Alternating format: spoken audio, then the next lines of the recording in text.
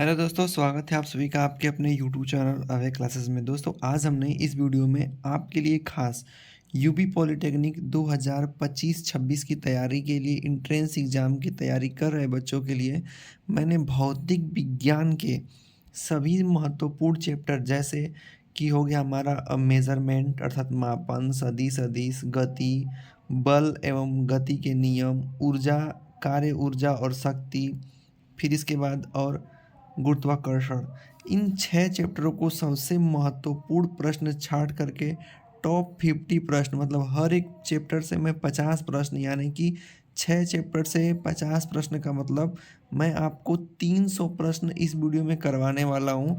अगर आप एक सच में विद्यार्थी हैं तो यकीन मानिए हमारा ये पूरा प्रयास है कि इस वीडियो को देखने के बाद फिजिक्स के इतने सब्जेक्ट के इतने टॉपिक से आपको दिक्कत नहीं आने वाला है।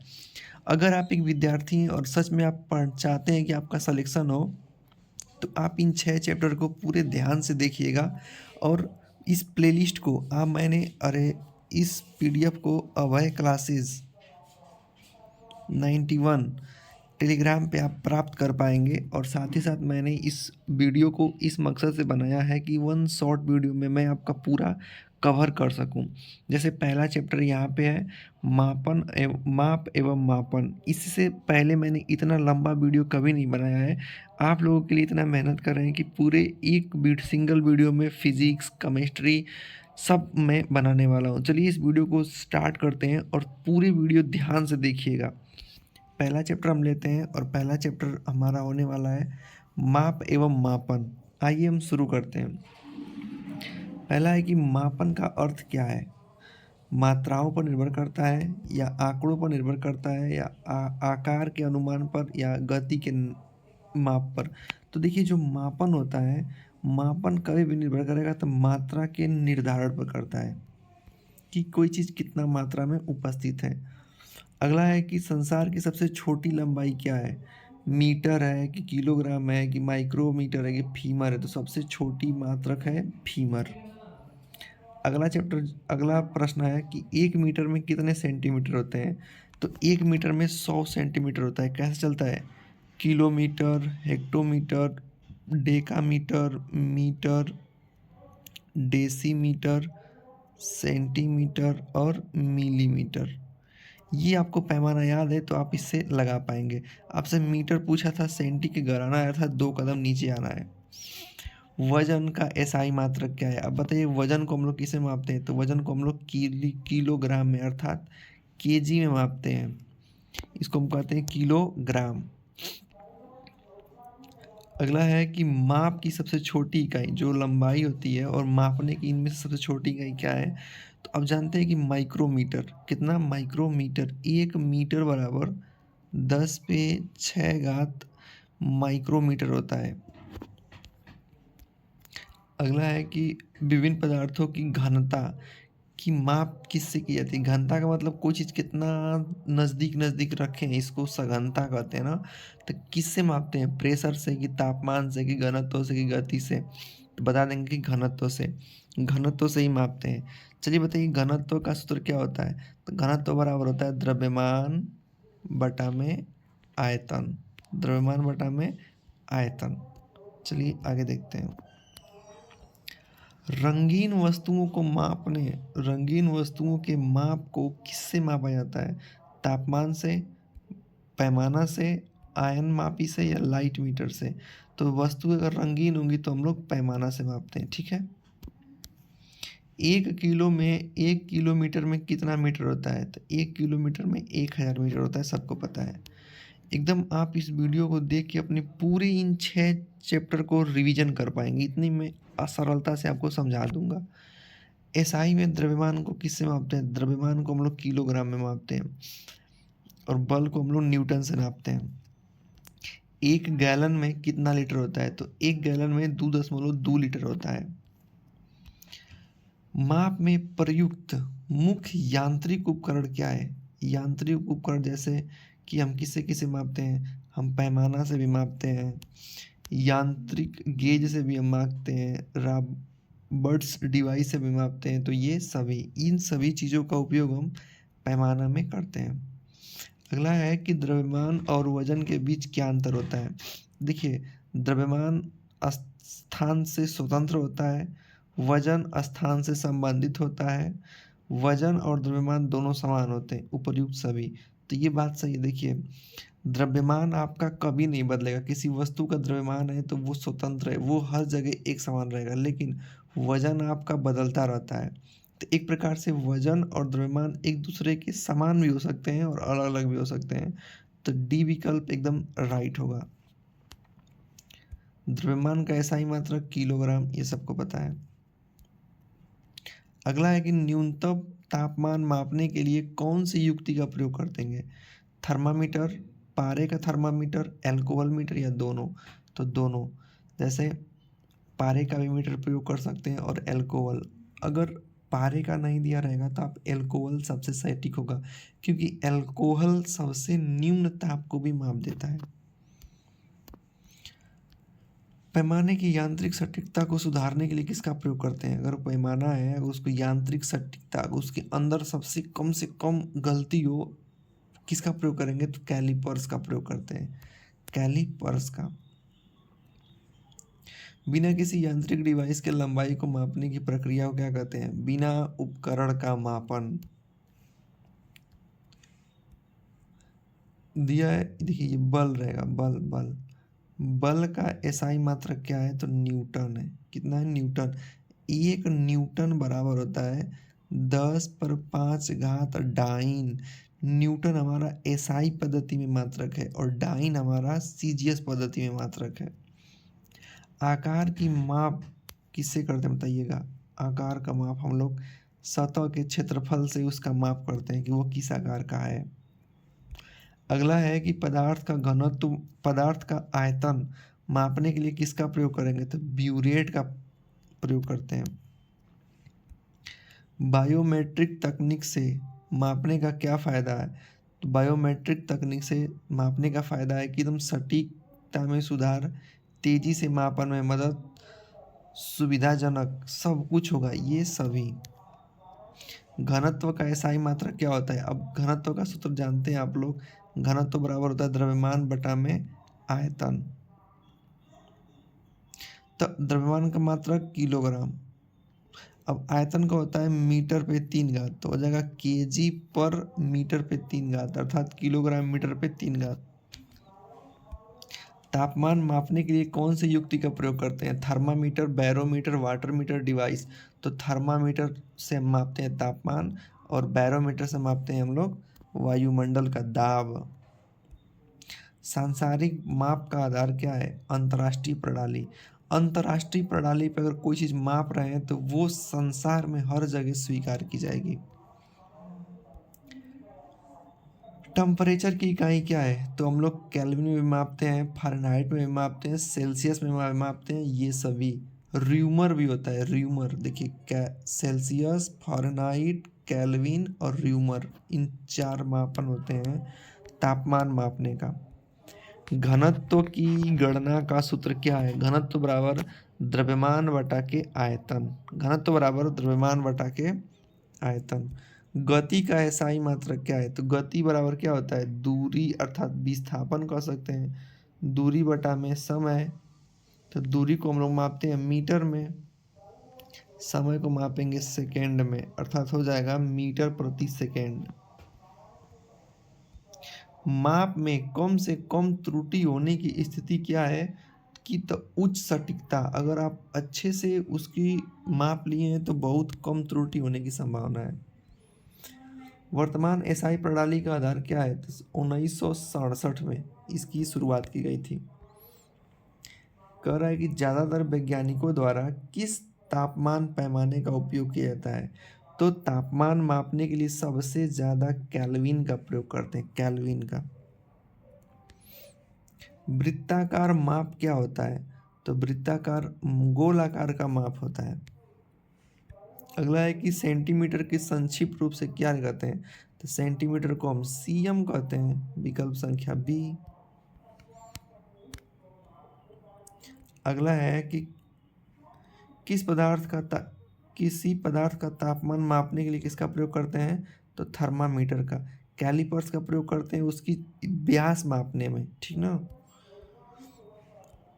ऊर्जा का मान, ऊर्जा का माप कौन से यांत्रिक उपकरण से करते हैं? ऊर्जा को नापते हैं कैलोरी से, और कैलोरी को मापेंगे कैलोरी मीटर से, इससे मापते हैं ऊर्जा। वोल्ट मीटर से हम लोग वोल्टेज मापते हैं, क्या नापते हैं? वोल्टेज मापते हैं। अंतरिक्ष में मापने के लिए किसका प्रयोग करते हैं? तो अंतरिक्ष में मापने के लिए लेजर का प्रयोग करते हैं। किसी वस्तु का आयतन कैसे मापा जाता है? तो उस जल मापी से मापते हैं उसका आयतन। वो जितना जल धारण करेगा उसका आयतन उतना लीटर हो जाएगा। क्षेत्र मापने के लिए कौन से यंत्र का प्रयोग करते हैं? तो लेजर का। किसे घूर्णन माप कहा जाता है? घूर्णन माप कहा जाता है घूर्णन माप को। ये तो हो गया है। गति का फार्मूला क्या है? तो गति बराबर क्या होता है? दूरी बटा के समय। गति बराबर दूरी बटा के समय। अगर दूरी की यहाँ विस्थापन भी दिया रहेगा तब पर भी सही है। 1 सेंटीमीटर में कितना मीटर? तो 1 सेंटीमीटर में 100 मीटर होता है, इस बात को आप याद रखिएगा। अगला है कि समय मापने की इकाई क्या है? तो समय को हम लोग सेकेंड में मापते हैं। किसमें मापते हैं? सेकेंड में। अब आप पूछेंगे कि इन सबको माप सकते हैं, तो देखिए समय मापने की आपको यांत्रिक इकाई पूछा है सबसे सटीक वाला, तो हम कभी भी समय को मापते हैं तो सेकेंड में मापते हैं, इस बात को आप ख्याल रखिएगा। गति का एसआई मात्रक पूछा है, तो गति को हम किसे मापते हैं? मीटर प्रति सेकेंड में मापते हैं। माप उपकरण की सटीकता के लिए किसका प्रभाव है? तो देखिए उच्च सटीकता का प्रयोग होना चाहिए, ठीक है। और यांत्रिक कारण भी हो सकता है, मौसम का भी प्रभाव हो सकता है। मौसम से क्या होता है कि कोई पैमाना है, अगर गर्मी के मौसम में फैल गया, ठंडे के मौसम में सिकुड़ गया, तो ये भी मौसम भी उपकरण को प्रभावित कर सकता है, ठीक है। यांत्रिक कारण की मतलब यही रख रखाव से कहीं घिस गया, कहीं टूट गया है, तो ये सब क्या हो सकते हैं? इस कारण बन सकते हैं। नाप में मापी जाने वाला यंत्र जो ना होता है, ये गलत है, ठीक है। ये यहाँ पे कुछ दूसरा होना चाहिए था। क्या है इलेक्ट्रॉनिक माप उपकरण? इलेक्ट्रॉनिक माप उपकरण कंप्यूटर है। किसी गैस का घनत्व मापने के लिए किस यंत्र का प्रयोग करेंगे? तो गैस गेज का प्रयोग करते हैं, गैस गेज का प्रयोग करते हैं। अगला है कि वजन को किस यांत्रिक उपकरण से मापते हैं? वजन को, तो वजन को हम किस में? वेट, वेट माने वजन, तो वेट गेज से मापते हैं। बिजली का माप किससे करते हैं? कि घर में बिजली आ रही है कि नहीं आ रही है, तो वोल्ट मीटर से मापते हैं, इसमें भी लिखा होता है। पूछेगा कि धारा का मापन किससे करते हैं? तो अमीटर से, ये ए से दर्शाते हैं, और वोल्ट मीटर को बी से दर्शाते हैं। पानी का घनत्व किससे मापते हैं? तो हाइड्रोमीटर से। किससे मापते हैं हम लोग? हाइड्रोमीटर से पानी का घनत्व मापते हैं। अगला प्रश्न है कि अंतरिक्ष में गेज माप की क्रिया को क्या कहते हैं? तो कैली मापन कहते हैं। क्या कहते हैं? कैली मापन। तो उम्मीद है कि इतने माप और मापन से आपका चैप्टर समाप्त हो जाता है। अब हम लोग जो देखने वाले हैं अपना अगला चैप्टर सदिश एवं अदिश, अर्थात सदिश वेक्टर कहते हैं अंग्रेजी में, अदिश स्केलर कहते हैं। तो चलिए हम इसको देखते हैं। चलिए दोस्तों, अब हम अपने अगले चैप्टर पे चलते हैं जो कि हमारा चैप्टर 2 होने वाला है, और इस चैप्टर का नाम है सदिश अदिश, जिसको कहते हैं स्केलर एंड वेक्टर क्वांटिटी। सदिश मतलब आप पता होगा कि सदिश उसे कहते हैं जिसको दर्शाने के लिए केवल परिमाण और दिशा दोनों चाहिए। परिमाण भी चाहिए और दिशा भी चाहिए। इसको मैंने अच्छे से पूरे एकदम थ्योरी नुमा इस चैप्टर को पढ़ाया हुआ है बेसिक से। नहीं देखेंगे तो डिस्क्रिप्शन में लिंक मैं दे दूंगा, 2 वीडियो होगी, उसको देख लीजिएगा तो अच्छे समझ में आ जाएगा। और अदिश क्या होता है? जिसको केवल परिमाण चाहिए, जैसे आप 2 किलोग्राम कह लीजिए, इसमें दिशा बताने की ज़रूरत नहीं है। लेकिन सदिश कहेगा तो कहेगा कि 5 न्यूटन बल उत्तर की दिशा में, तो न्यूटन जो है बल जो है सदिश होगा, ठीक है। चलिए इस चैप्टर को शुरू करते हैं। कह रहा है कि सदिश मात्रा क्या होती है? तो सदिश वो होती है जिसके पास मात्रा भी हो और दिशा भी हो। मात्रा और दिशा दोनों, उसे क्या कहेंगे? सदिश कहेंगे। अगला देखते हैं। अदिश मात्रा का उदाहरण क्या है? तो देखिए, हम बल कहेंगे तो बल में भी दिशा बताना पड़ेगा, वेग में भी दिशा चाहिए, त्वरण में भी दिशा चाहिए। लेकिन और लेकिन बस तापमान बताने के लिए दिशा की आवश्यकता नहीं है। जैसे कह दें कि आज का तापमान कितना है, तो आपके मन में आ रहा होगा 27 डिग्री सेल्सियस है। तो ये जो 27 है, परिमाण को दिखा रहा है, लेकिन दिशा यहाँ चाहिए नहीं, दिशा नहीं है, तो इसलिए ये तापमान इसका सही उत्तर हो जाएगा। कह रहा है कि किसका माप सदिश मात्रा में होता है। देखिए, सदिश स माने 7, तो दोनों चाहिए, मात्रा भी चाहिए और दिशा भी चाहिए। किसी बल का क्या है? बल एक सदिश राशि है। सदिश और अदिश के बीच में किसका अंतर होता है? तो दिशा और मात्रा दोनों में फर्क होता है। सदिश की दिशा में किसे प्रभावित करता है? तो देखिए, सदिश की दिशा किसे प्रभावित करती है? तो वेग को प्रभावित करती है। किसको? वेग को। अदिश मात्रा का उदाहरण क्या हो सकता है? अदिश मतलब कि केवल अकेले, तो तापमान। अदिश मात्रा को व्यक्त करने के लिए किसका सदिश को किस कौन कौन चाहिए? तो सदिश के लिए दिशा चाहिए और सीमा चाहिए। सीमा का मतलब परिमाण। समय समय समय समय समय समय क्या है? कौन सी राशि है? सदिश की अदिश। देखिए, समय बस केवल जैसे 5 मिनट, 6 मिनट, तो ये केवल क्या है? अदिश राशि है। इसमें दिशा की आवश्यकता नहीं है। वेग कैसा है? तो वेग सदिश राशि है। अगला प्रश्न है कि बल की माप किसे मापते हैं? बल बल बल F बराबर यम ए होता है। यम का मतलब द्रव्यमान, ए का मतलब त्वरण। तो ये दोनों जब मिल जाते हैं तो इसको इसे क्या कहते हैं? न्यूटन कहते हैं। तो बल को हम लोग किसे मापते हैं? तो बोल देंगे कि न्यूटन में मापते हैं। जो वस्तु केवल मात्रा मापती हो, जो वस्तु केवल इसमें से मात्रा कौन मापती है? तापमान केवल मात्रा मापता है। विद्युत धारा क्या है? तो विद्युत धारा एक अदिश राशि है। इसमें भी केवल परिमाण चाहिए, दिशा की आवश्यकता नहीं है। किसका कोई दिशा नहीं होता है? तो दूरी का दिशा नहीं है। बल की भी दिशा है, वेग की भी दिशा है, गति की भी दिशा है, लेकिन दूरी में दिशा नहीं चाहिए। जैसे 5 किलोमीटर, तो 5 क्या है? परिमाण है। किलोमीटर हमारा मात्रक है, इसमें दिशा की आवश्यकता नहीं है। सदिश और अदिश के योजन किस रूप में गणना की जाती है? तो सदिश और अदिश को हम लोग जोड़ घटाव में भी करते हैं और त्रिकोणमिति इन सब में करते हैं। सदिश राशि का फलन कैसा होता है? तो व्यतिक्रम माने उल्टा होता है। अदिश राशि में कौन सी चीज़ें शामिल है? अदिश में, तो देखिए, अदिश में केवल सीमा शामिल है, दिशा नहीं चाहिए उसमें को। गति सदिश राशि है। सदिश राशि के जोड़ने की प्रक्रिया को क्या कहते हैं? सदिश राशि को जोड़ रहे हैं तो इसको कहते हैं सदिश का जोड़। अदिश राशि को जोड़ने को क्या कहते हैं? स्केलर जोड़, मतलब कि स्केलर का एडिशन। किसका दिशा नहीं होता है? द्रव्यमान का दिशा नहीं होता है। अदिश राशि का मान हमेशा क्या होता है? देखिए, अदिश राशि है तो अकेला होगा, मतलब ये सीमित होगा, इसमें दिशा और सच चाहिए नहीं। सदिश के लिए कौन सा यंत्र प्रचालन का प्रयोग करते हैं? तो सदिश में हम लोग जोड़ का भी प्रयोग करते हैं और गुणा का भी प्रयोग करते हैं, तो बोल देंगे कि दोनों का उपयोग करते हैं। वेग किसका उदाहरण है? तो बोल देंगे कि वेग सदिश है, क्योंकि वेग बराबर क्या होता है? वेग बराबर होता है विस्थापन बटा में समय। तो चूंकि विस्थापन कैसी राशि है तो बोल देंगे सदिश है, इसलिए वेग भी क्या हो जाएगा? सदिश। सदिश इसमें से कौन है? तो द्रव्यमान अदिश है, तापमान भी अदिश है, शक्ति भी अदिश है, लेकिन बल कैसा है?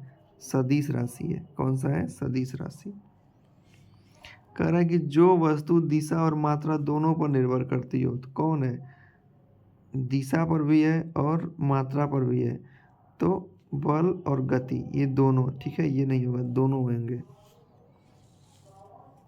किसका कोई दिशा नहीं है? तो देखिए, तापमान का भी कोई दिशा नहीं है, दूरी का भी कोई दिशा नहीं है, और द्रव्यमान का भी कोई दिशा नहीं होता है। अगला है कि अदिश की दिशा की जानकारी, अदिश की दिशा की जानकारी क्या होती है? तो अदिश में तो कोई दिशा नहीं होता है, तो दिशा की जानकारी कहाँ से होगी? बल और गति में क्या फ़र्क है? तो बोल देंगे कि बल एक सदिश राशि है और दिशा, फिर से, बल एक सदिश है और गति भी क्या है? सदिश है। ये गलत है, सदिश होना चाहिए। यही अदिश भी हो सकता है, वेग होता है। ठीक, सही है, सही है। देखिए, बल कैसा है? सदिश है, लेकिन गति कैसा है? अदिश। गति मतलब कि चाल की बात कर रहा है, तो चाल बराबर क्या होता है? दूरी बटा के समय। चाल बराबर दूरी बटा के समय होता है, दूरी बटा में समय। ठीक है, तो ये गति क्या है? अदिश राशि है। वेग कहेगा तब वेग हमारा सदिश है। देखिए यहाँ पे गति और वेग में क्या अंतर है? तो गति हम बताए ना कि स्पीड, स्पीड अदिश होती है और वेग मतलब कि वेलोसिटी, वेलोसिटी क्या है? सदिश राशि है। किसे अदिश माना जाता है? तो अदिश हम लोग वेग को नहीं मानते हैं। वेग सदिश है, बल भी सदिश है, स्थान परिवर्तन मतलब वही बल, लेकिन ये क्या है? गति क्या है? अदिश है। फोर्स और वेग में क्या अंतर है? फोर्स मतलब बल, बल भी हमारा सदिश है और वेग भी हमारा सदिश है। गति, गति गति गति गति का माप क्या होता है? तो गति दूरी से मापते हैं। सदिश मात्रा का कौन सा उदाहरण है? सदिश कौन है? तो सदिश बोल देंगे कि वेग हमारा सदिश है। सदिश और अदिश में कौन सा उदाहरण है? सदिश और अदिश में कौन सा उदाहरण है? देखिए, तापमान हमारा अदिश है, बल हमारा सदिश है, दूरी हमारा अदिश है। गति का माप किससे करते हैं? तो देखिए, गति जो हम लोग गाड़ियों में लगी होती है नापने के लिए पैमाना, वो स्पीडोमीटर लगा होता है, स्पीडोमीटर। समय का माप किससे करते हैं? तो घड़ी और कैलेंडर दोनों से हम समय मापते हैं। वजन, कोई चीज़ कितना किलोग्राम वजन है, इसे हम किलोग्राम से।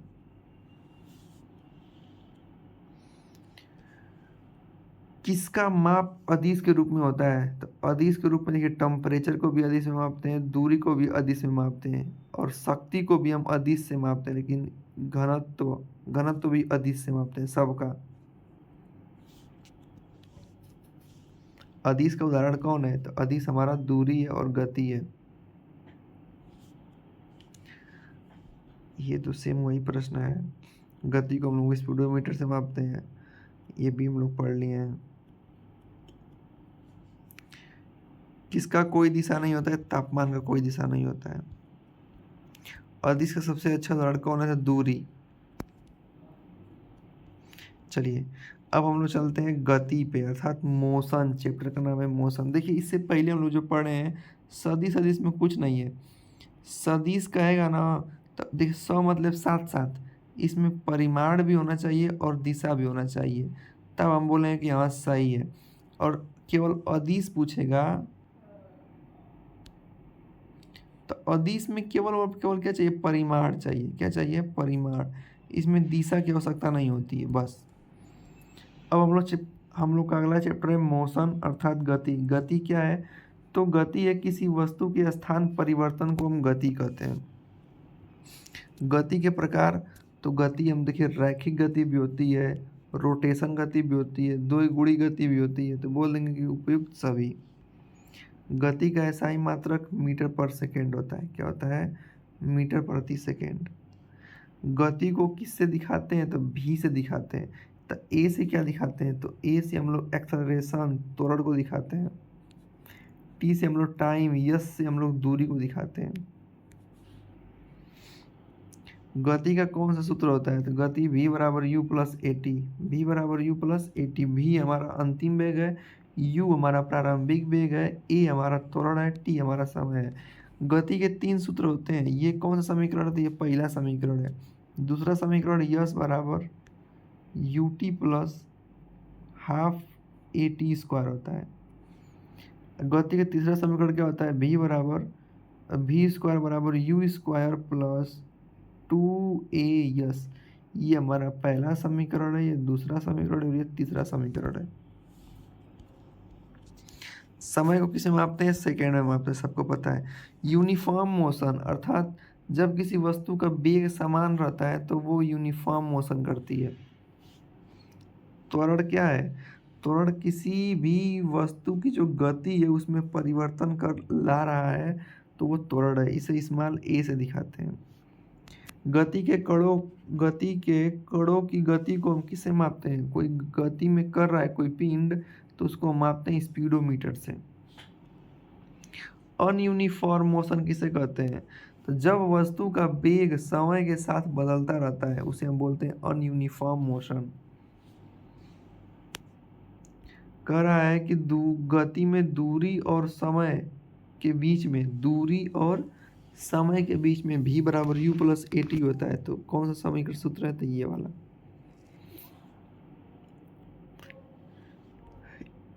स्क्वायर नहीं है। अगला, किसी वस्तु की गति का आधार क्या होता है? गति तो हम लोग वेग से ही चलते हैं ना, वेग। कह रहा है कि वस्तु की दूरी और समय के बीच संबंध को गति दर्शाता है। गति बराबर दूरी बटा में समय। अगला है कि इस गति के समीकरण में u हमारा भैया प्रारंभिक वेग को दर्शाता है। अंतिम वेग v से, t समय से, दूरी s से। समान वेग क्या होता है? तो समान वेग हमारी स्थिर गति होती है। व्युत्क्रमण गति का क्या अर्थ है? तो वेग में परिवर्तन के अनुपात को ही बोलते हैं। गति और वेग में क्या अंतर है? गति में दूरी होती है और वेग में विस्थापन होता है। गति का SI मात्रक मीटर पर सेकंड सबको पता है। किसी वस्तु की गति पर कौन सा प्रभाव पड़ता है? किसी वस्तु की गति पर कौन सा प्रभाव पड़ता है? अगर किसी वस्तु पर ज़्यादा बल लगा देंगे ना तो रुकिए, गति पर तो समय का प्रभाव पड़ता है। किसी वस्तु की गति में परिवर्तन को क्या कहते हैं? तो वस्तु की गति में परिवर्तन को हम लोग त्वरण एक्सेलरेशन कहते हैं। चरणबद्ध गति का उदाहरण क्या है? तो ट्रैक पर चलना। कह रहा है किसी वस्तु की अंतिम व प्रारंभिक वेग के अंतर को हम त्वरण कहते हैं। क्योंकि a बराबर आपको पता होगा, a बराबर v minus you upon T. v मतलब अंतिम वेग, u मतलब प्रारंभिक वेग। किसी निरंतर गति किसे कहते हैं? जब हमारा वेग स्थिर रहता है। गति की दिशा को निर्धारित करने के लिए किसका प्रयोग करते हैं? वेलोसिटी मीटर अर्थात स्पीडोमीटर। समान दूरी पर यात्रा करने वाले शरीर का वेग क्या कहलाएगा? तो स्थिर। समान दूरी पर यात्रा कर रहा है अर्थात समान समय में समान दूरी चल रहा है तो कहेंगे कि वो स्थिर गति कर रहा है। गति के कितने प्रकार होते हैं? तो गति के 2 प्रकार होते हैं, एक समान गति और एक असमान गति। समान गति क्या होगा? समान गति में वेग हमेशा समान रहेगा। एक वस्तु की गति को मापने का क्या तरीका है? तो वस्तु की गति को दूरी और समय के अनुपात से हम मापते हैं। दूरी को क्या कहते हैं? तो दूरी में अगर हम देखें गति को क्या कहते हैं? तो देखिए गति किसे कहते हैं? तो दूरी और समय नहीं दिया है क्या? स्थान परिवर्तन की दर, कोई चीज़ कितना जल्दी अपना स्थान बदल रही है उसे क्या कहेंगे? गति कर रही है। गति को मापने के लिए स्पीडोमीटर का प्रयोग करते हैं। अगला है कि गति में परिवर्तन किसके प्रभाव पर पड़ता है? देखिए गति में अगर परिवर्तन, देखिए वहाँ पे हमने छोड़ दिया है बताना कि गति में अगर परिवर्तन लाना है तो बल, अगर उस पर बल लगाएंगे तो उसकी गति रुक सकती है। वही त्वरण भी उस पर प्रभावित कर सकता है। अगर त्वरण नहीं रहेगा विकल्प में तो बल प्रभावित करेगा। इस बात को आप याद रखिएगा। अगला प्रश्न है कि एक व्यक्ति यदि 10 मीटर प्रति सेकेंड की से गति कर रहा है तो उसका वेग क्या होगा? तो वही हो जाएगा 10 मीटर प्रति सेकेंड। वह गति में समय और दूरी के बीच संबंध गति में समय और दूरी के बीच के संबंध को कौन दिखाता है? वेग। क्योंकि वेग बराबर क्या होता है? दूरी बटा में समय। अगला है कि किसी वस्तु की गति बदलने का कारण क्या है? तो कोई वस्तु अपना गति क्यों बदलती है? तो त्वरण के कारण। किसके कारण? त्वरण के कारण। ये चैप्टर का मैंने पूरा न्यूमेरिकल और थ्योरी अच्छे से समझाया हुआ है, नहीं देखे हैं तो आप प्लेलिस्ट फॉलो कीजिए। प्लेलिस्ट में आपको फिजिक्स के सभी चैप्टर मिल जाएंगे। अगला है कि समान वेग से चलने वाली वस्तु की दिशा क्या होती है? स्थिर होती है। स्थिर गति का उदाहरण क्या है? तो कोई चीज़ अगर खड़ा है, मान लीजिए एक लड़का है, अगर ये खड़ा है तो इसकी गति क्या है? स्थिर है।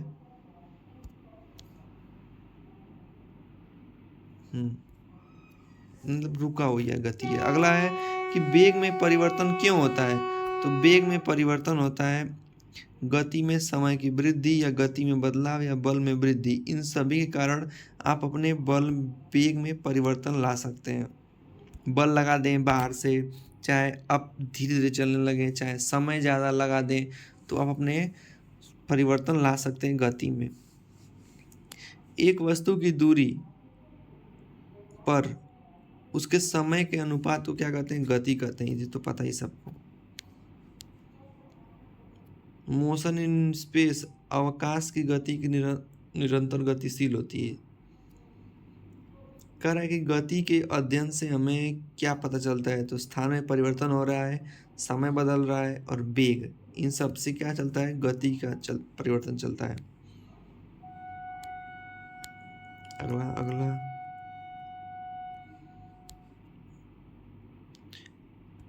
ये महत्वपूर्ण प्रश्न है कि गति के अध्ययन किसके महत्वपूर्ण योगदान है? गति के अध्ययन में न्यूटन के गति का नियम का सबसे अधिक महत्वपूर्ण योगदान है। गति को नियंत्रित करने वाली शक्ति कौन है? बल। बल से ही गति क्या होती है? नियंत्रित होती है। तो अब हम लोग चलते हैं अपना अगला चैप्टर पढ़ने, बल एवं गति का नियम। इसमें न्यूटन के 3 नियम पढ़ते हैं हम लोग। पहला नियम पढ़ते हैं कि जड़त्व का नियम, कोई वस्तु रुकी है तो रुकी ही रहेगी, कोई वस्तु चलती ही रहेगी, कोई बाह्य बल ना लगाया जाए। इसके दूसरे नियम में हम पढ़ते हैं क्या? तो दूसरे नियम में पढ़ते हैं बल की परिभाषा कि यह बराबर एम ए। तीसरा नियम पढ़ते हैं हम लोग क्रिया प्रतिक्रिया का नियम। चलिए इस चैप्टर को हम लोग शुरू करते हैं।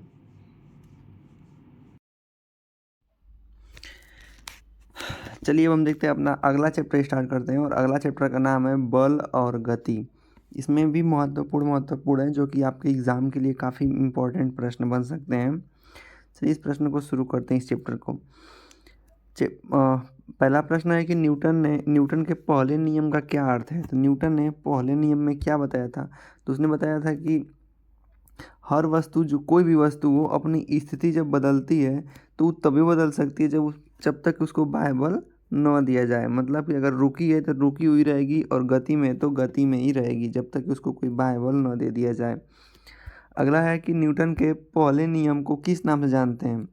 तो देखिए न्यूटन का जो पहला नियम उसे हम जड़त्व के नाम से जानते हैं। न्यूटन के दूसरे नियम का क्या सूत्र है? तो न्यूटन ने जो नियम दिया बताया था दूसरा जो है बल की परिभाषा को दिखाता है। बल यह बराबर होता है द्रव्यमान यम गुणे के त्वरण ए के बराबर होता है, अर्थात बल यह बराबर यम इंटू ए। हमारा ये फर्स्ट विकल्प सही हो जाएगा।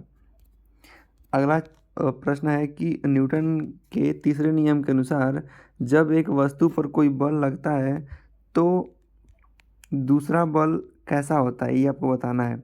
तो देखिए जब भी एक वस्तु पे कोई बल लगता है तो वो दूसरी वस्तु भी समान रूप से बल लगाती है, लेकिन विपरीत दिशा में वही बल लगाती है।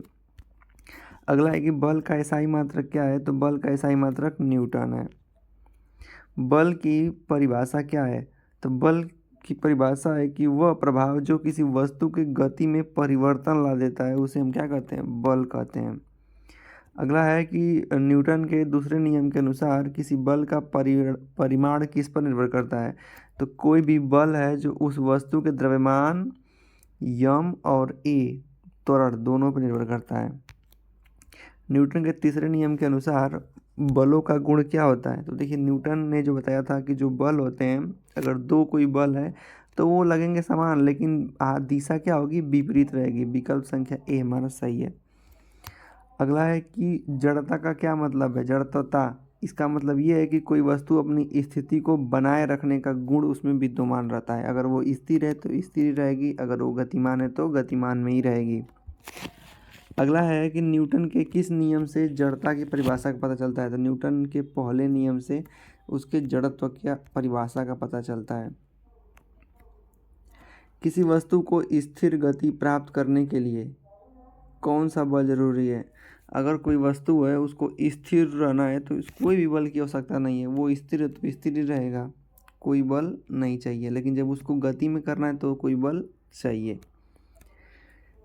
कह रहा है कि जब एक वस्तु पर कोई बाह्य बल न लगे तो उसकी गति कैसी रहेगी। अगर वो गति कर रही है तो वो क्या रहेगा, वो उसकी गति समान रहेगी, न घटेगी न बढ़ेगी, वो एक समान दिशा से और समान वेग से आगे बढ़ेगी। अगला है कि न्यूटन के पहले नियम का दैनिक जीवन में क्या उपयोग है। तो है कि गाड़ी का अचानक रुक जाना, क्रिकेट बॉल की गति में रहना, बर्फ पर फिसलना, उपयुक्त सभी, ये सब हो जाएगा। न्यूटन के दूसरे नियम किस पर आधारित है। तो न्यूटन का दूसरा नियम बल और द्रव्यमान, यहाँ त्वरण होना चाहिए था, रुकिए सी वाला सही है, बल और त्वरण। क्योंकि बल यफ बराबर क्या होता है, यम इंटू ए होता है, जहाँ ए बराबर त्वरण और यम बराबर द्रव्यमान।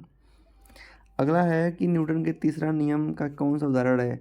तो गाड़ी का घूमना सही है, बोट का पानी में चलना, रॉकेट का ऊपर जाना, ये सभी क्या है, न्यूटन का तीसरा नियम है। न्यूटन का तीसरा नियम क्या है, क्रिया प्रतिक्रिया का नियम। अगर आप किसी भी वस्तु अगर आप पे बल लगा रही है तो आप भी उस वस्तु पे बल लगा रहे होते हैं, लेकिन विपरीत दिशा में। बाहरी बल का द्रव्यमान पर क्या प्रभाव पड़ता है। तो बाहरी बल का द्रव्यमान पर प्रभाव जो होता है पड़ेगा, तो द्रव्यमान तो स्थिर रहेगा, उसका जो वेग होगा, जो त्वरण होगा, उसमें प्रभाव पड़ता है। अगला है कि प्रत्येक क्रिया के लिए समान और विपरीत प्रतिक्रिया को कौन सा नियम परिभाषित करता है। तो क्रिया प्रतिक्रिया का नियम न्यूटन का तीसरा नियम परिभाषित करता है। बल का SI मात्रक क्या है, बल का SI मात्रक न्यूटन है। न्यूटन के दूसरे नियम का क्या अर्थ है। तो बल और त्वरण के बीच में, जो द्रव्यमान और त्वरण के बीच में परिभाषा संबंध दिखाता है। द्रव्यमान और बल का अनुपात क्या कहलाता है। द्रव्यमान का मतलब यम, द्रव्यमान और बल का अगर अनुपात है, हम जानते हैं कि क्या कहलाएगा। तो देखिए हम जानते हैं क्या, यफ बराबर यम ए। तो हमको किसको, बल और द्रव्यमान का त्वरण बताना था, यफ बटा में यम हो जाएगा। तो ये किसके बराबर होता है, तो कह देंगे ये त्वरण के बराबर होता है। तो द्रव्यमान और बल का जो होता है अनुपात, वो त्वरण के बराबर कहलाता है। ठीक है। कह रहा है कि द्रव्यमान और बल के बीच अनुपात का सिद्धांत किसने प्रस्तुत किया था। तो न्यूटन ने किया था, ये सबको पता होना चाहिए। बल किस पर निर्भर करता है। तो बल द्रव्यमान पर निर्भर करता है, त्वरण पर, गति पर, उपयुक्त सभी पर। तो कर देंगे उपयुक्त सभी पर बल का काम करता है। जड़ता का सिद्धांत के अनुसार एक वस्तु अपनी स्थिति को क्यों बनाए रखती है। वो इसलिए बनाए रखती है क्योंकि उसमें कोई बाह्य बल नहीं लगता है, इसलिए वो अपने स्थिर है तो स्थिर ही रहती है। बल क्या है। तो बल से गति में परिवर्तन कर सकते हैं, बल से आकार में परिवर्तन कर सकते हैं, और बल से हम दिशा में परिवर्तन कर सकते हैं, अर्थात उपर्युक्त सभी बल है। अगला प्रश्न है कि न्यूटन का तीसरे नियम में किसी वस्तु के साथ प्रतिक्रिया के रूप में क्या होता है। तो विपरीत दिशा में बल लगता है। न्यूटन का दूसरा नियम का संबंध किससे है। तो यफ बराबर ma से है, द्रव्यमान और उसके त्वरण से है। न्यूटन का पहला नियम हमें क्या बताता है। तो न्यूटन का पहला नियम है क्रिया प्रतिक्रिया, अगर कोई वस्तु स्थिर है तो स्थिर रहेगी, और गतिमान है तो गतिमान ही रहेगी, जब तक उस पर कोई बाह्य बल न लगाया जाए। अगला है कि गति में बदलाव का कारण क्या है। गति को आप किस प्रकार से बदल सकते हैं। तो बल लगाकर, बिना बल लगाए आप उसको नहीं बदल सकते हैं। न्यूटन के नियम का प्रयोग कहाँ कहाँ होता है? तो रॉकेट विज्ञान में, वाहन चलाने में, खेल कूद में, उपर्युक्त सभी में। तो कहेंगे कि उपर्युक्त सभी में न्यूटन के नियम का प्रयोग होता है। कह रहा है कि न्यूटन के तीसरे नियम के अनुसार जब आप दीवार को घूसा मारते हैं तो दीवार क्या करती है? दीवार भी समान बल लगाती है लेकिन विपरीत दिशा में। यह न्यूटन का तीसरा नियम है। किसी वस्तु को तेजी से रोकने के लिए कितना बल जरूरी है? बल कम होता है, बल ज़्यादा होता है, बल स्थिर रहेगा और कोई बल जरूरी नहीं है। तो देखिए बल ज़्यादा लगेगा किसी वस्तु को रोकना है तो। न्यूटन के किस नियम से बल का न्यूटन के किस नियम से बल के लिए उपाय है? मतलब ये आपका गलत टाइपिंग हो गया। ये पूछ सकता है कि जो न्यूटन है चाहे बल का क्या एसआई मात्रक है, तो न्यूटन है। चलिए अगला देखते हैं। गति और बल का आधारभूत संबंध किसमें दिखाता है? तो न्यूटन का दूसरा नियम से। जड़ता किससे संबंधित है? तो जड़ता द्रव्यमान से संबंधित है। न्यूटन का तीसरा नियम है क्रिया प्रतिक्रिया का नियम सिखाता है। अगला है, चलिए दोस्तों अब देखते हैं अपना अगला लेसन है जो कि इस चैप्टर का नाम होने वाला है कार्य, ऊर्जा, शक्ति, जिसको बोलते हैं वर्क, एनर्जी एंड पावर। सबसे पहले हम आपको तो कुछ बातें बताएंगे, फिर इसके बाद हम लोग अगला चैप्टर इसको आगे पढ़ना शुरू करेंगे। कार्य, कार्य को हम लोग डब्ल्यू से डिनोट करते हैं। कार्य बराबर होता है डब्ल्यू बराबर एफ एस होता है। यफ का मतलब बल, यस का मतलब विस्थापन। अगर इसी में रहेगा किसी एंगल पे होगा तो कॉस थीटा जुड़ जाता है। ठीक है, तो इसको बोलते हैं कार्य। कार्य का जो मात्रक होता है जूल होता है। क्या होता है? जूल। आइए अब चलते हैं अपने प्रश्न पे। पहला प्रश्न कह रहा है कि जो कार्य की परिभाषा है क्या है? तो कार्य की परिभाषा देखिए, बल द्वारा किसी ऊर्जा की गति में परिवर्तन नहीं, किसी वस्तु द्वारा ऊर्जा का खर्च, ये भी नहीं है। अगला है कि बल द्वारा वस्तु की स्थिति में परिवर्तन, तो जी हाँ, क्यों? क्योंकि यफ इंटू यस होता है। यफ जो होता है बल को दिखाता है और यस जो कि विस्थापन को दिखाता है। तो बल द्वारा वस्तु की स्थिति में परिवर्तन को दर्शाता है। बल का एसआई मात्रक, कार्य का एसआई मात्रक क्या है? तो कार्य का एसआई मात्रक जूल होता है। क्या होता है? जूल। न्यूटन किसका होता है? बल का। वाट किसका होता है? तो शक्ति का, या सामर्थ्य बोलते हैं, शक्ति। पी से दिखाते हैं। पी बराबर होता है डब्ल्यू अपान टी, अर्थात कार्य बटा में समय। अगला है कि कार्य करने की शर्त क्या है? तो कार्य करने के लिए बल लगा होना चाहिए, गति में परिवर्तन होना चाहिए, बल और दिशा का होना चाहिए। तो कहेंगे कि जी हाँ, सभी बातों पर निर्भर करता है। अगला है कि यदि किसी वस्तु पर बल लगाया जाता है लेकिन उस वस्तु में कोई परिवर्तन नहीं होता है, जैसे कह दें कि अगर आपने कोई बल लगाया अर्थात डब्लू बराबर एफ इंटू यस किया, तो यफ तो लगा रहे हैं लेकिन उसकी स्थिति में कोई परिवर्तन नहीं हो रहा है, इसका मतलब जीरो है। तो जब यफ का गुणा जीरो में करेंगे तो जीरो होगा, अर्थात जो कार्य होगा वो क्या होगा? शून्य होगा। क्या होगा? शून्य होगा। अगला है कि यदि एक व्यक्ति 10 मीटर की दूरी पर 20 न्यूटन का बल लगाता है तो वस्तु द्वारा किया गया कार्य, कार्य बराबर क्या होगा? डब्ल्यू बराबर एफ इंटू यस होता है। यफ का मतलब 20, यस का मतलब 10। तो 10 का गुणा करेंगे 20 में तो हो जाएगा कितना? 200 जूल। विकल्प संख्या ए हमारा बिल्कुल सही उत्तर हो जाएगा। अगला है कि कार्य का सूत्र क्या है? तो कार्य बराबर डब्ल्यू बटा के विस्थापन, एफ इंटू डी चाहे यस, दो कुछ भी लगा सकते हैं। अगला है शक्ति। अब हम जानेंगे शक्ति के बारे में। शक्ति क्या होता है? तो शक्ति पावर पी से होता है। पी बराबर डब्ल्यू अपन टी, मतलब कार्य करने की जो क्षमता होती है, जो दर होता है, उसे क्या कहते हैं? शक्ति कहते हैं। इसका मात्रक होता है वाट। क्या होता है? वाट। जैसे दिया है कि शक्ति की परिभाषा क्या है? तो कार्य करने की दर को कहते हैं क्या? शक्ति। शक्ति का एसआई मात्रक क्या है? तो शक्ति का एसआई मात्रक वाट है। 1 वाट कितने जूल प्रति सेकंड के बराबर होता है? तो देखिए P बराबर क्या होता है? डब्लू बटा के टी होता है। तो डब्लू का मतलब जूल, तो 1 जूल, और टी का मतलब सेकंड, तो जूल प्रति सेकंड जो होगा वो 1 वाट के बराबर होगा। अगला है कि यदि 10 जूल कार्य 2 सेकंड में किया जाता है तो कितनी शक्ति लगानी होगी, तो P बराबर W बटा के T होगा। ठीक है, तो W का मतलब 10 और T का मतलब 2, अगर काटते हैं तो 5, तो इसका मतलब कि 5 वाट आएगा। अगला है कि यदि बल 2 न्यूटन का और वस्तु की गति 3 मीटर पर सेकेंड हो तो वस्तु द्वारा कितना कार्य किया जाएगा। तो देखिए W बराबर आपको बताते हैं, जो कार्य पूछा है W बराबर होता है क्या, F इंटू यस होता है। ठीक, अगर यहाँ पे दे दिया है कि क्या दिया हुआ है कि आपको कार्य पूछा है, अगर आपसे कार्य पूछा है तो आप एक काम कर सकते हैं कि जैसे ये क्या है 3 मीटर चल रहा है 1 सेकंड में, तो वो कितना कार्य किया होगा, तो बस 2 का गुणा 3 में कर देंगे तो 2 तिहाई 6, अर्थात 6 जूल वो वस्तु कार्य करेगी 1 सेकंड में। अगला है कि संचित ऊर्जा अर्थात पोटेंशियल एनर्जी क्या होता है। देखिए अब जो ऊर्जा होती है, ऊर्जा बता दें आपको 3 प्रकार की होती है। एक होती है स्थितिज ऊर्जा, वो कोई पिंड रुका रहेगा।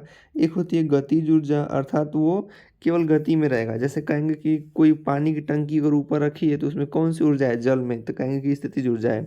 लेकिन अगर वही जल बह रहा है, चाहे अगर कोई चलती हुई गोली में कौन सी ऊर्जा होगी, तो कहेंगे कि गतिज ऊर्जा। लेकिन अगर ऐसा कोई चीज़ हो जिसमें दोनों ऊर्जा हो रहा होगा तो उसको बोलेंगे क्या, उसको बोलेंगे यांत्रिक ऊर्जा। देखिए कह रहा है कि संचित ऊर्जा का उदाहरण कौन है, एक स्थिर गेंद, या फिर चलती हुई कार, या एक ऊंचाई पर रखी हुई गेंद, और एक होता है गर्म पानी। तो देखिए कोई भी चीज़ अगर ऊंचाई पर स्थित होती है तो उसको बोलते हैं क्या, उसमें स्थितिज ऊर्जा है, पोटेंशियल एनर्जी है। तो कोनो चीज़ अगर ऊपर रखे हुए हैं तो उसमें स्थितिज ऊर्जा है। संचित ऊर्जा का ऐसा ही मात्रक क्या होता है, तो देखिए कहीं भी अगर ऊर्जा दिया रहेगा, कोई भी ऊर्जा हो, उसका मात्रक जूल होता है। अगला है कि चलती हुई वस्तु की जो ऊर्जा होती है उसे क्या कहते हैं। देखिए अगर कोई वस्तु चल रही होगी अपने आप में ना, तो उसमें जो होगी गतिज ऊर्जा होगी। कौन सी ऊर्जा होगी, कहेंगे गतिज ऊर्जा होगी।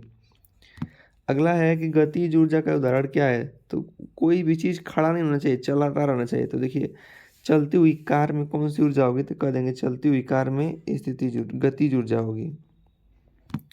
अब क्या कहा है कि गतिज ऊर्जा का सूत्र क्या होता है। गतिज ऊर्जा को अंग्रेजी में काइनेटिक एनर्जी कहते हैं। इसका सूत्र होता है 1/2 यम बी स्क्वायर, जहाँ यम क्या है, वस्तु का द्रव्यमान है, और बी क्या है, वस्तु का वेग है। तो कह देंगे कि के ई बराबर 1/2 यम भी स्क्वायर, विकल्प संख्या ए सही होगा। अगला है कि यदि किसी वस्तु का द्रव्यमान 2 kg है और उसकी गति 5 मीटर पर सेकेंड है तो उसकी गतिज ऊर्जा क्या होगी। अब देखिए हम बताएं कि गतिज ऊर्जा का सूत्र क्या होता है, 1/2 यम भी स्क्वायर। तो क्या हो जाएगा, 1/2 यम का मतलब 2, भी का मतलब 5 मीटर पर सेकेंड है, तो 5 गुणे के 5, तो 2 से 2 कट जाएगा, तो 5 5 25 जूल। ऊर्जा का संरक्षण का सिद्धांत क्या है, तो ऊर्जा का संरक्षण कहता है ना कि हम ऊर्जा को नहीं नष्ट किया जा सकता है, ऊर्जा को केवल हम एक रूप से दूसरे रूप में बदल सकते हैं, अर्थात उसका रूपांतरित कर सकते हैं। ऊर्जा को रूपांतरित करते समय किस प्रकार की ऊर्जा उत्पन्न होती है, तो देखिए विद्युत ऊर्जा हो सकती है, गर्मी ऊर्जा, ध्वनि ऊर्जा, ये सभी प्रकार की ऊर्जा क्या हो सकती है, उत्पन्न हो सकती है। अगला है कि जब आप किसी वस्तु को ऊपर उठाते हैं तो कौन सी ऊर्जा देते हैं। देखिए अगर आप कोई वस्तु लिए हैं, अगर उसको ऊपर उठा रहे हैं तो आप कौन सी ऊर्जा देंगे, तो आपके अंदर जो ऊर्जा संचित है वही ना देंगे। तो कह देंगे कि संचित ऊर्जा हम उस वस्तु पर लगाएंगे उठाने के लिए। कार्य और शक्ति के बीच में संबंध बताना है, तो कार्य बराबर, अर्थात देखिए P बराबर W/T होता है। तो इसके कार्य और शक्ति में इसमें संबंध बताना, तो इसको इसमें गुणा कर देंगे, तो W बराबर शक्ति गुणे समय। अगला सवाल कह रहा है कि 1 मीटर ऊंचाई से गिरने वाले 100 किलोग्राम की वस्तु की स्थितिज ऊर्जा क्या होगी। ठीक है ना, तो देखिए अब कोनो वस्तु ऊपर से नीचे गिर रही है और वो भी स्थितिज ऊर्जा पूछ रहा है, तो स्थितिज ऊर्जा का सूत्र होता है यम जी एच। ठीक, एक 1 मीटर ऊंचाई से, तो देखिए यम का मान 10 किलोग्राम है। जी का मान, कोई भी चीज़ सुनिए, जी है गुरुत्वीय त्वरण है, और गुरुत्वीय त्वरण फिक्स होता है 9.8। और ऊंचाई, कितना ऊंचाई से, तो 1 मीटर तक गुणा कर देंगे, तो 10 का गुणा 9.8 में करेंगे तो 98 जूल हो जाएगा। अगला है कि यदि कोई वस्तु पृथ्वी की सतह से एक निश्चित सीमा पर रखी गई है तो उसमें संचित ऊर्जा होगी, आप याद रखिएगा। गति के साथ ऊर्जा के रूप में किस प्रकार का परिवर्तन होता है? अगर कोई वस्तु गति हो रही है, ठीक है, अगर उसके ऊर्जा में परिवर्तन हो रहा होगा, इसका मतलब कि उसके गतिज ऊर्जा में वृद्धि हो रही है। अगर एक व्यक्ति 5 सेकंड में 50 जूल कार्य करता है तो उसकी शक्ति कितनी है? शक्ति P बराबर W बटा में T, तो W का मान 50 जूल, T का मान 5, काट देंगे 5 दाम में 50 अर्थात 10 वाट। उसकी कितनी समर्थ शक्ति है उसके अंदर? 10 वाट। शक्ति का एक और नाम क्या है? तो शक्ति का एक और नाम है कार्य करने की दर को क्या कहते हैं? शक्ति कहते हैं, क्योंकि P बराबर W बटा में T होता है, तो इसी को ना कहेंगे दर कार्य करने की। देखिए हम थोड़ा फास्ट जरूर हैं, लेकिन आपको एक वीडियो में पूरा एकदम कंटेंट दे देंगे। चलिए अगला है कि जब एक कार तेजी से चल रही होती है तो किस प्रकार की ऊर्जा होती है? तो उसमें गतिज ऊर्जा होगी। मेरे भाई जब कोई कार तेजी से चलेगी ना तो उसमें गतिज ऊर्जा होगी। काम करने में समय का क्या प्रभाव पड़ता है? तो देखिए काम जितना, समय जितना अधिक होगा काम उतने ही कम होगा, इस बात का याद रखिएगा। अगर काम करने हैं तो P बराबर W बटा T कर रहे हैं ना, तो अगर समय जितना अधिक लगाएंगे काम उतने कम होगा। कार्य किसे कहते हैं? तो कार्य वाला होता है बल गुणे दूरी, अर्थात F इंटू यस कह लें चाहे F इंटू डी कह लें, दोनों बात एक ही होती है। अगला है कि ध्वनि ऊर्जा किस रूप में परिवर्तित होती है? तो ध्वनि को अगर हम चाहें तो ध्वनि को हम ऊष्मा के रूप में बदल सकते हैं। अगला है कि किसी वस्तु द्वारा किया गया कार्य उसकी स्थिति में परिवर्तन का कारण होता है। तो हाँ, अगर उस वस्तु पे कार्य हो रहा होगा इसका मतलब वस्तु अपना जगह बदलेगा, अगर नहीं बदला तो इसका मतलब उसके अंदर कोई कार्य नहीं हो रहा है। जो कार्य बल और गति दोनों द्वारा होता है, अर्थात उसमें बल भी लगेगा और उसमें गति भी होगी, तो उस स्थिति में जो कार्य होता है वो गतिज कार्य होता है। किसी वस्तु को ऊंचाई से गिराने पर उसकी किस प्रकार की ऊर्जा बढ़ेगी? अब देखिए अगर आप उस वस्तु को ऊंचाई से गिरा रहे हैं तो पहले तो आप हाथ में लिए रहेंगे तो जीरो होगी, ये पृथ्वी है तो जैसे ही जीरो होगी तब आप छोड़ेंगे इसको अपने हाथ से। मान लीजिए यहाँ पे आप हैं, आपने इसको छोड़ा तो क्या करेंगे? इसकी गतिज ऊर्जा में वृद्धि होगी। किसमें? गतिज ऊर्जा में। कार्य और ऊर्जा में क्या समानता है? तो कार्य और ऊर्जा दोनों का माप एक ही होता है। कोणीय गति में कार्य और ऊर्जा के परिवर्तन पर कौन सा सिद्धांत लागू होता है? तो ऊर्जा संरक्षण का सिद्धांत लागू होता है। कोणीय गतिज में कार्य किस प्रकार से किया जाता है? तो कोणीय गति में अगर कोई कार्य हुआ तो घूर्णन द्वारा। क्या कार्य और शक्ति में कोई संबंध है? कह देंगे कि हाँ है। ऊर्जा के विभिन्न रूप क्या क्या है? तो देखिए गतिज ऊर्जा भी है, संचित ऊर्जा भी है, तापीय ऊर्जा भी है। अगर आपसे पूछे जलीय ऊर्जा, विद्युत ऊर्जा, पवन ऊर्जा, ये सब क्या है? ऊर्जा के भिन्न भिन्न रूप हैं। अगला है कि वह स्थिति जिसमें किसी वस्तु को बल लगाकर कार्य किया जाता है उसे क्या कहते हैं?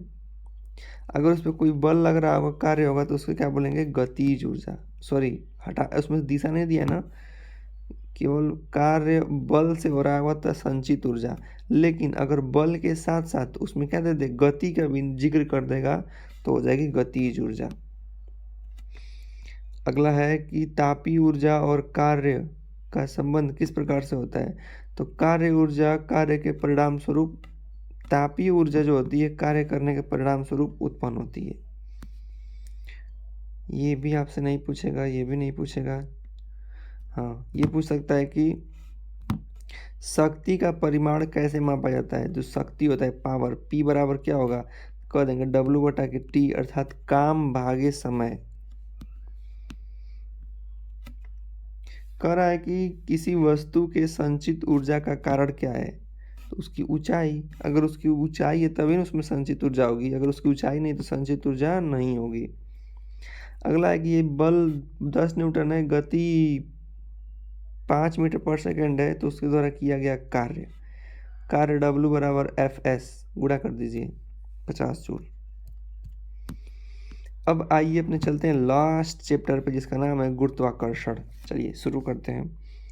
गुरुत्वाकर्षण बल किसके द्वारा उत्पन्न होता है, तो गुरुत्वाकर्षण बल जो होता है बता दें आपको, F बराबर होता है कैपिटल G यम1 यम2 बटा में R स्क्वायर। अब ये यम1 यम2 क्या है, तो दो पिंडों के बीच का द्रव्यमान है, R क्या है, उनके बीच की दूरी है, G को बोलते हैं सार्वत्रिक गुरुत्वाकर्षण नियतांक, इसका मान 6.67 × 10⁻11 होता है, और ये होता है F बल। आप इसको नोट कर सकते हैं। तो गुरुत्वाकर्षण बल तो पृथ्वी के द्रव्यमान के द्वारा, किसके, पृथ्वी के द्रव्यमान के द्वारा। गुरुत्वाकर्षण का मान SI मान क्या होगा, देखिए जहाँ गुरुत्वाकर्षण क्या एक बल है, और जहाँ बल का जिक्र करेगा तो बल का मात्रक होता है न्यूटन। अगला कह रहा है कि गुरुत्वाकर्षण का स्थिरांक का मान कितना होता है, तो देखिए एक होता है स्मॉल g और एक होता है कैपिटल G। स्मॉल g होता है गुरुत्वीय त्वरण, इसका मान होता है 9.8 मीटर पर सेकेंड स्क्वायर। जो कैपिटल G होता है ये सार्वत्रिक गुरुत्वाकर्षण नियतांक बोलते हैं, इसका मान आपसे पूछा है तो 6.67 × 10⁻11 न्यूटन मीटर स्क्वायर बटा में किलोग्राम स्क्वायर। गुरुत्वाकर्षण बल का सूत्र क्या होगा, तो गुरुत्वाकर्षण बल का सूत्र F बराबर G × यम1 × यम2 बटा में R स्क्वायर। अगला गुरुत्वाकर्षण बल को किसने, जो गुरुत्वाकर्षण बल है उसको किसने खोजा था, तो बोल देंगे कि न्यूटन ने खोजा था। पृथ्वी की गुरुत्वाकर्षण का मान, G का मान पूछा है, तो गुरुत्वाकर्षण G का मान 9.8 मीटर पर सेकेंड स्क्वायर होता है। मतलब कोई पिंड को वस्तु ना 9.8 मीटर पर सेकेंड स्क्वायर के त्वरण, गुरुत्वीय त्वरण से अपने तरफ खींचती है। गुरुत्वाकर्षण बल के कारण पृथ्वी पर वस्तु गिरती है, इसका कारण क्या है, तो पृथ्वी का द्रव्यमान। गुरुत्वाकर्षण के प्रभाव से एक वस्तु की गति किस दिशा में होती है, तो गुरुत्वाकर्षण मतलब पृथ्वी उस वस्तु को अपने नीचे की ओर खींचती है ना, तो बोल देंगे नीचे। गुरुत्वाकर्षण बल की दिशा क्या होती है, तो केंद्र की ओर। कभी भी वस्तु जो खींचेगी पृथ्वी किसको, किसी वस्तु को, तो अपने केंद्र की ओर खींचती है। गुरुत्वाकर्षण बल का परिमाण किस पर निर्भर करता है, तो वस्तु का द्रव्यमान पर। गुरुत्वाकर्षण बल और बीच के दूरी में क्या संबंध है, तो गुरुत्वाकर्षण जो बल होता है आपको बता दें, जो गुरुत्वाकर्षण बल होता है F प्रोपोर्शनल होता है R स्क्वायर के। मतलब जो बल होता है दूरी के वर्ग के व्युत्क्रमानुपाती होता है, दूरी के वर्ग के व्युत्क्रमानुपाती होता है। अगला गुरुत्वाकर्षण बल का प्रभाव किस पर निर्भर करता है, तो द्रव्यमान पर और दूरी दोनों पर निर्भर करता है। चंद्रमा पर पृथ्वी के मुकाबले गुरुत्वाकर्षण बल का मान कितना है, तो बोल देंगे कि 1/6 गुना 1/6। गुरुत्वाकर्षण बल की शक्ति में क्या होता है जब दूरी बढ़ती है, देखिए अगर दो पिंडों के बीच की दूरी को अगर आप बढ़ाएंगे, इधर इसको बढ़ा दें इधर इसको बढ़ा दें, तो उनके बीच में जो अगर दूरी बढ़ गई तो उसका बल कम हो जाएगा, अर्थात उसका बल घट जाएगा। अगला गुरुत्वाकर्षण स्थिरांक G का मान पूछा है 6.67 × 10⁻11 न्यूटन मीटर स्क्वायर प्रति किलोग्राम स्क्वायर। गुरुत्वाकर्षण बल और द्रव्यमान के बीच में क्या संबंध होता है, तो जो बल होता है F वो प्रोपोर्शनल होता है यम के, ठीक ना? अर्थात जो बल होता है द्रव्यमान के समानुपाती होता है और दूरी के वर्ग के व्युत्क्रमानुपाती होता है। अगला है कि गुरुत्वाकर्षण बल को कब अधिक अनुभव कर सकते हैं? जब वस्तु का द्रव्यमान अधिक हो। अगर जब वस्तु का द्रव्यमान अधिक होगा तो आप उसको ज़्यादा अनुभव कर पाएंगे बल को। पृथ्वी की सतह पर गुरुत्वाकर्षण बल का मान 9.8 होता है। गुरुत्वाकर्षण बल का मान कौन निर्धारित करता है? द्रव्यमान, बीच की दूरी, गुरुत्वाकर्षण स्थिरांक। तो बोलेंगे कि सभी। कैसे पता चलता है? तो देखिए ना, इस गुरुत्वाकर्षण बल का जब भी आप सूत्र लिखते हैं तो जो जो चीज़ आप लिखते हैं ना वही उसको निर्धारित करता है। अगला, गुरुत्वाकर्षण के प्रभाव से तारे आकाश में क्यों स्थिर रहते हैं? देखिए, इसलिए कि उनकी अपनी गति के कारण स्थिर रहते हैं। गुरुत्वाकर्षण बल के कारण कौन सी वस्तु पृथ्वी के केंद्र की ओर आकर्षित होती है? तो पृथ्वी पे कोई भी वस्तु हो, गुरुत्वाकर्षण बल के कारण पृथ्वी उसको आकर्षित करेगी।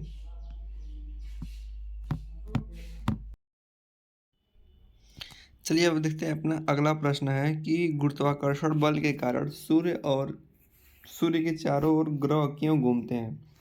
तो देखिए, सूर्य की द्रव्यमान और गुरुत्वाकर्षण बल के कारण ये सूर्य के चारों ओर जो ग्रह होते हैं उनके चक्कर लगाते हैं। अगला है कि केपलर के तृतीय नियम के अनुसार ग्रह का कक्षीय समय एवं कक्षीय त्रिज्या के बीच में क्या संबंध है? तो देखिए, जो केपलर नामक व्यक्ति थे उन्होंने बताया था कि जो ग्रह हैं वो सूर्य के चारों ओर चक्कर लगाते हैं। तो इन्होंने अपना नियम भी दिया था। तो पूछा है कि तीसरे नियम के अनुसार क्या था? तो जो उनमें जो समय लगता है वे एक दूसरे के क्या होते हैं? व्युत्क्रमानुपाती होते हैं। इस बात को आपको याद रखना है। अगला है कि द्रव्यमान के साथ गुरुत्वाकर्षण बल के प्रभाव को किससे मापा जाता है? तो गुरुत्वाकर्षण बल का जो प्रभाव होता है बल बराबर आपको बताए हैं कि गुरुत्वाकर्षण स्थिरांक माने कि जी गुणे द्रव्यमान बटा में उनके बीच के दूरी का वर्ग होता है। अगला है कि पृथ्वी के गुरुत्वाकर्षण के प्रभाव से वजन में क्या अंतर पड़ता है? तो देखिए, अगर केवल वजन जो होगा उनके बीच में, जैसे मान लीजिए यफ जो होता है जी यम1 यम2 बटा में आर स्क्वायर के बराबर होता है, तो उनके जो होता है जो वजन है उस पर प्रभावित करता है क्या? गुरुत्वाकर्षण बल। अगला है कि आधुनिक सिद्धांत के अनुसार गुरुत्वाकर्षण किसके कारण उत्पन्न होता है? जो गुरुत्वाकर्षण होता है द्रव्यमान और उनके बीच के दूरी के वर्ग के व्युत्क्रमानुपाती होता है। गुरुत्वाकर्षण का प्रभाव अन्य सभी ग्रह एवं उपग्रह पर क्या होता है? तो ग्रह और उपग्रह पे अपना भिन्न भिन्न होता है। ये ऐसा नहीं कि पृथ्वी पे जितना है उतना सूर्य पे उतना चंद्रमा पे नहीं, सब पे अलग अलग रहेगा। पृथ्वी से बाहर के किसी स्थान पर गुरुत्वाकर्षण बल का मान कैसे बदलेगा? मतलब कैसे बदलता है? तो मतलब क्या बदलता है कि घटता है कि स्थिर रहता है? तो घटता है। यदि पृथ्वी का द्रव्यमान बढ़ जाए तो गुरुत्वाकर्षण बल का भी द्रव्यमान क्या हो जाएगा? बढ़ जाएगा। गुरुत्वाकर्षण जी होता है उसका मान कब प्रयोग में लाता है? जब दो वस्तुएं आपस में आकर्षित होती हैं तब उन जी का मान लेते हैं। गुरुत्वाकर्षण के प्रभाव से पृथ्वी पर दिन और रात का निर्माण किस कारण होता है? तो पृथ्वी के घूमने के कारण। अगर पृथ्वी जब घूमती है तो उससे दिन और रात होता है। पृथ्वी का गुरुत्वाकर्षण क्षेत्र क्या है? तो क्षेत्र जहाँ किसी अन्य द्रव्यमान को आकर्षित करता है उसे क्या कहते हैं? गुरुत्वाकर्षण क्षेत्र। अगला है कि गुरुत्वाकर्षण बल का प्रभाव किसी वस्तु की स्थिति पर क्या होता है? अगर किसी वस्तु पे अगर स्थिति है तो उस वस्तु की स्थिति में परिवर्तन होगा। अगला है कि किसी वस्तु की सतह पर गुरुत्वाकर्षण बल को किस रूप में मापा जाएगा? तो वजन के हिसाब से। अगला है कि गुरुत्वाकर्षण के कारण पृथ्वी पर किस प्रकार का बल उत्पन्न होता है? तो आकर्षण बल। किसी ग्रह पर गुरुत्वाकर्षण बल किस ग्रह पर गुरुत्वाकर्षण बल पृथ्वी से अधिक होगा? तो बृहस्पति के पे अधिक होगा। क्यों? क्योंकि बृहस्पति का द्रव्यमान बड़ा है, पृथ्वी से बड़े ग्रह है बृहस्पति। अब जिसका द्रव्यमान ज़्यादा और वहाँ पे गुरुत्वाकर्षण बल अधिक लगेगा। अगला है कि यदि दूरी दोगुनी कर दी जाए तो गुरुत्वाकर्षण बल पे क्या प्रभाव पड़ेगा। तो जैसे दूरी बढ़ा देंगे तो उसकी जो गुरुत्वाकर्षण बल है वो कम हो जाएगा। कितना कम होगा, तो 1/r² के हिसाब से। तो ये दोगुना करेंगे तो 1/4 हो जाएगा, 2 का वर्ग 4। तो बल के हिस्से का चौथाई हिस्सा हो जाएगा। मैंने जितना पहले लग रहा था अब उससे 1/4 गुना कम लगेगा। गुरुत्वाकर्षण का प्रभाव क्यों होता है, तो द्रव्यमान के कारण।